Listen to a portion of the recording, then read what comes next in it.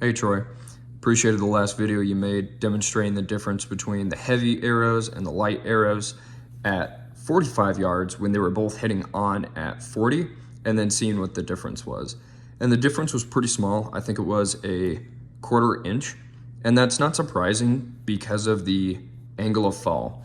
So the angle of fall is the least angle measured clockwise from the horizontal to a line tangent to the trajectory at a level point. So what that is as your trajectory is arcing down, if you draw a tangent to where it crosses the horizontal plane, it forms an angle on this side, and that's your angle of fall. I'll zoom into that in a bit, but that is very closely correlated with its angle of departure, no matter if it's a bow or a rifle, or in this case, an artillery piece. The angle of departure, the angle at which you launch something, is very, very similar to what that angle of fall is. Now, in a vacuum, they would be equal, but because we have air resistance and consequently velocity erosion over time, the angle of fall in the real world is always going to be steeper than the angle of departure. So in the case of a rifle or a howitzer or a bow, if you have a fixed energy source, right, same charge for 2 different bullets or 2 different shells, or same poundage for 2 different arrows, right, and you have a heavier and a lighter, you're gonna have a velocity difference. This is ultimately a velocity issue, right? So with the lighter projectile going a bit faster from the same platform, it doesn't take as much elevation from the horizontal to achieve your desired range. Conversely, for that same range, you're gonna need more elevation from that same platform to achieve that range.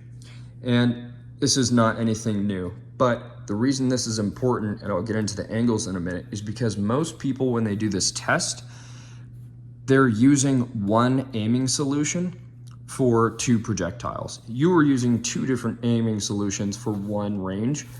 Most people will use an aiming solution for a lighter projectile, and then they'll shoot a heavier projectile, and most of the time it's gonna fall short. There are exceptions to that at very long range, but that gets into ballistic coefficient, and other people cover that better than I do.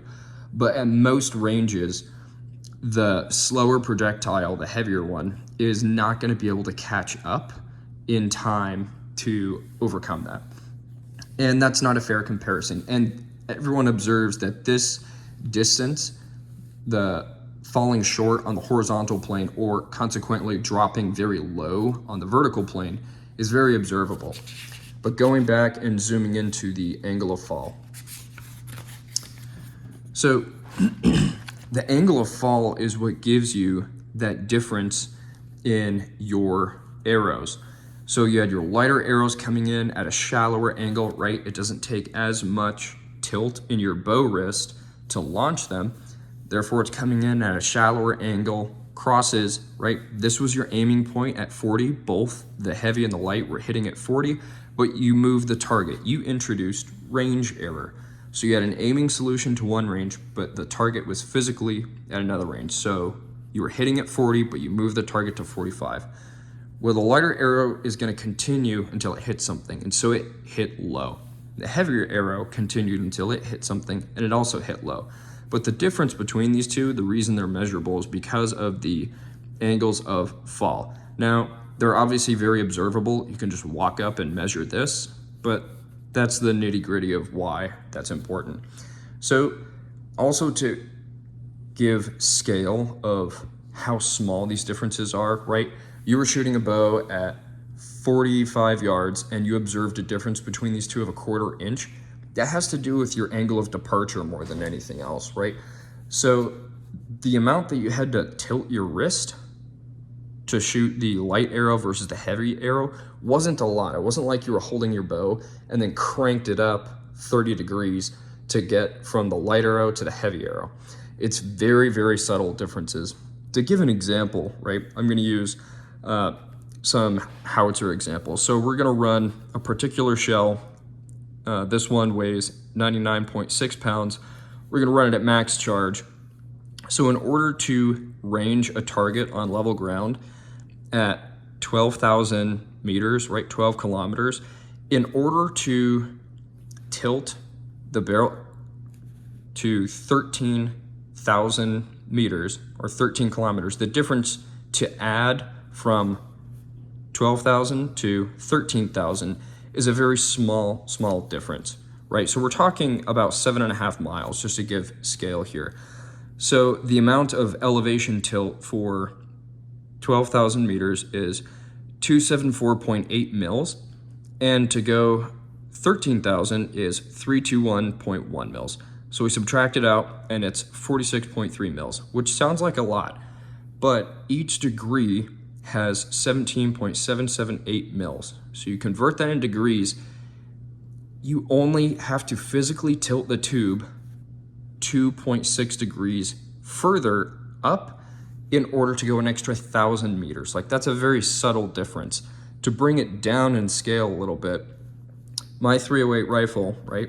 If I'm shooting a lighter 155 grain Sierra Match King coming out at 2850 versus my heavier 175 grain Sierra Match King, I go into my FORDOF calculator or any ballistics calculator, right? I want to hit at 1,000 yards. So the amount of mils, right? And it doesn't matter whether it's a bow or a rifle or a howitzer piece. When you're referring to elevation in MRADs, that's how much you physically have to tilt the tube up. All the aiming devices are roughly the same. So my come up from my zero range, whatever that was 8.9 mils to get my .308 with a lighter load to 1,000. The come up for the heavier load was 12.4 mils. Subtracted out is 3.5 mils. Again, converting it into degrees is 0.196 degrees. That's a very small difference that you have to physically tilt your tube up in order to get the same solution from a heavier and a lighter projectile out of the same platform. The reason I bring this up is because in archery, it's no different. The amount of tilt that you put in your wrist from the heavier to the light arrow at most ranges is going to be very, very, very slight. And conversely, even though it looks exaggerated on paper, this angle between the two is very, very, very small. That's why you're able to observe the 1/4 inch difference at 45 yards compared to 40 yards, right? The reason most people expected that to be a much larger difference is because they keep shooting one aiming solution for a lighter projectile, and then they just immediately load another one in there and it falls short. So to use my .308 example, if I were to have my lighter load zeroed for 1,000, right? I zeroed at 100, I dope up my 8.6 mils, and I'm on 1,000, and then immediately put the heavier load in, I'm gonna fall on the 851 yard line.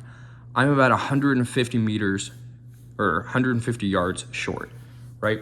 And that's on the horizontal. So that's why people expected it to be so much. Now the caveat is the range window. So the range error that you introduced going from 40 to 45 is not a lot, but it is an observable difference, right?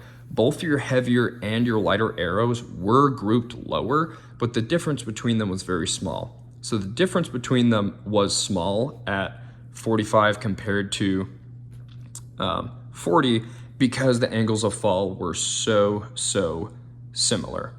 Obviously, the further you spread out the range error, the more pronounced those will continue to be as they fall on their trajectories. So appreciate you sticking around for this, but I just thought I'd get into the nitty-gritty of why you were able to observe what you observed.